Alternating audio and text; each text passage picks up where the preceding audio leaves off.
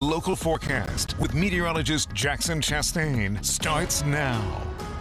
We have snow in the forecast, Jackson, tomorrow and Tuesday. Yeah, Tuesday, and I really do want to focus on that Tuesday because I think that will be the most impactful, but we do have potentially some flakes falling even at this moment. I do want to start with a time lapse from Hummelstown just to show you it was a rather sunny day. We did see some clouds develop early on, but in general, a lot of blue sky, and then you can see the clouds rolling in as we got into the evening. Our high for today, about 40 degrees. So basically where we have been Friday, Thanksgiving itself, the low, quite cold, 28, but it wasn't nearly as windy. And so wind chills were not really much of a factor.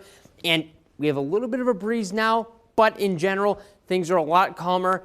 And we're sitting at about 35 at Harrisburg International Airport. I would expect temperatures to drop down to around freezing out the door for Sunday.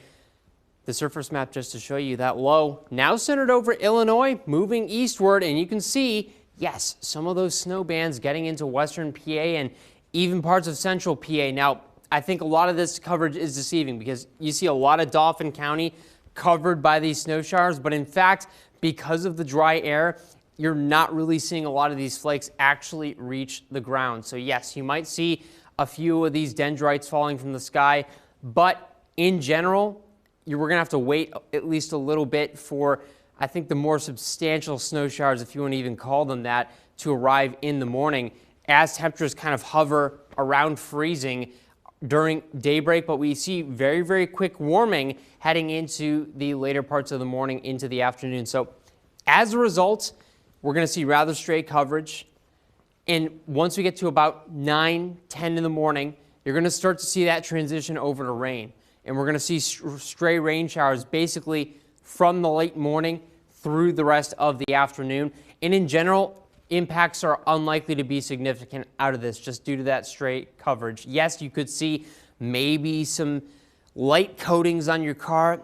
That's going to be about it. This is not a super impactful snow chance, but it is something to be aware of. I don't want anybody caught off guard. Tuesday, obviously, a much better chance in the aftermath of the cold front that's going to move through on Sunday. And what that's going to look like is increasingly like we're going to see at least maybe a few inches of snow with some of these bands that move through. If we can stay north of that rain snow line, which the models are kind of trending in that direction. So we're going to continue to watch it for you. Again, this is not something that looks like it's going to be terribly super impactful, but it is potentially our first accumulation of the year.